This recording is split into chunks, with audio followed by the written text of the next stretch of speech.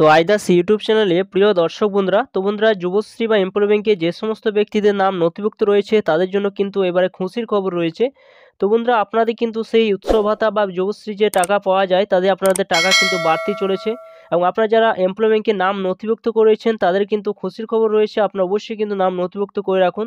তো চলুন আর সম্পূর্ণ কিন্তু আলোচনা করবি ভিডিওর মাধ্যমে। আপনারা অবশ্যই ভিডিও সম্পূর্ণ দেখবেন এবং চ্যানেলে যদি নতুন হয়ে থাকেন চ্যানেলটা অবশ্যই আপনারা সাবস্ক্রাইব করে রাখবেন। তো চলুন বন্ধুরা, ভিডিওটা শুরু করা যাক। এখানে দেখতেই পাচ্ছেন, এখানে উল্লেখ করা হয়েছে, যেখানে বলা হয়েছে যে রাজ্য বাজেটে শিক্ষার্থীদের জন্য একাধিক ঘোষণা করেছেন রাজ্য অর্থমন্ত্রী চন্দ্রিমা। তার মধ্যে অন্যতম হলো রাজ্য যুবশ্রী প্রকল্পে শিক্ষানবিশদের জন্য বরাদ্দ বৃদ্ধি। এখন থেকে যুবশ্রী প্রকল্পে আওতাভুক্ত প্রার্থীরা ১,৫০০ বদলে ২,০০০ টাকা করে পাবেন বলে জানানো হয়েছে। রাজ্য বাজেটে নতুন এই বরাদ্দ বৃদ্ধির কথা ঘোষণা করা হয়েছে বেকারদের জন্য। এছাড়া বলা হয়েছে যে সামাজিক সুরক্ষা থেকে শুরু করে রাজ্য সরকারের একাধিক প্রকল্পে বরাদ্দ বাড়িয়েছে রাজ্য সরকার। তবে রাজ্যর পড়ুয়াদের জন্য এই নানাবিধ সুবিধার কথা জানিয়েছেন রাজ্য অর্থমন্ত্রী। তার মধ্যে অন্যতম হলো যুবশ্রী প্রকল্পে শিক্ষানবিশদের জন্য ভাতার পরিমাণ বৃদ্ধি। এছাড়া তখন এখানে বলা হয়েছে, এখানে যেটা বলা হয়েছে যে রাজ্য বাজেটে জানানো হয়েছে যুবশ্রী প্রকল্প অধীনে থাকা 18 থেকে 40 বছরের মধ্যে শিক্ষানবিশরা এই বর্ধিত ভাতা পাবেন। মূলত যারা বিভিন্ন স্কুল বা মাদ্রাসা ভোকাল ট্রেনিং সেন্টার থেকে প্রশিক্ষণ নিয়েছেন বা বিভিন্ন ইন্ডাস্ট্রিয়াল ট্রেনিং ইনস্টিটিউট থেকে পাস করেছেন তারা এই ভাতা পাবেন। পলিটেকনিক কলেজ থেকে বিশেষ ট্রেনিং আছে এবং যুবকরা এই ভাতা পেতে পারেন। তো বন্ধুরা, এখানে দেখুন যেটা বলা হয়েছে, আপনার যদি 18 থেকে 40 বয়স হয় আপনাদের, এবং এই বর্ধিত ভাতা পাবেন মূলত যারা বিভিন্ন স্কুল বা মাদ্রাসা ভোকাল ট্রেনিং সেন্টার থেকে প্রশিক্ষণ নিয়েছেন বা কোনো ইন্ডাস্ট্রিয়াল ট্রেনিং ইনস্টিটিউট থেকে পাস করেছেন তারা এই ভাতা কিন্তু পাবেন। এছাড়া পলিটেকনিক কলেজ থেকে বিশেষ ট্রেনিং আছে এমন যুবকরা এই ভাতা পাওয়ার জন্য ভাতা কিন্তু তারা পেতে পারেন।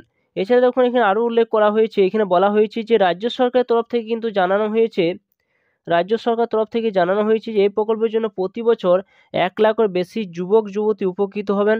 নতুন এই বরাদ্দ বৃদ্ধির জন্য রাজ্য সরকার খরচ করছে 200 কোটি টাকা। 2013 সাল থেকে এই প্রকল্প চালু করা হয়েছিল। এই প্রকল্পের নাম দেওয়া হয়েছিল যুব উৎসাহ প্রকল্প। পরবর্তীকালে এই প্রকল্পের নাম হয়ে যায় যুবশ্রী প্রকল্প। কর্মহীন যুব সমাজকে আর্থিকভাবে স্বাবলম্বী করার লক্ষ্যে রাজ্য সরকার এই নতুন এই প্রকল্প কিন্তু চালু করেছিল। তো বন্ধুরা, এখানে দেখুন, এখানে আরও বলা হয়েছে, এখানে যেটা উল্লেখ করা হয়েছে যে এই প্রকল্পের সুবিধা পাওয়ার জন্য মূলত যে কোনো বেকার যুবক যুবতী অর্থাৎ যারা কোনো সরকারি বা বেসরকারি কাজের সঙ্গে যুক্ত নয় তারাই আবেদন করতে পারবেন। তবে তাদেরকে এই সুবিধা পেতে গেলে এমপ্লয়মেন্ট ব্যাংকে নাম নথিভুক্ত থাকতে হবে।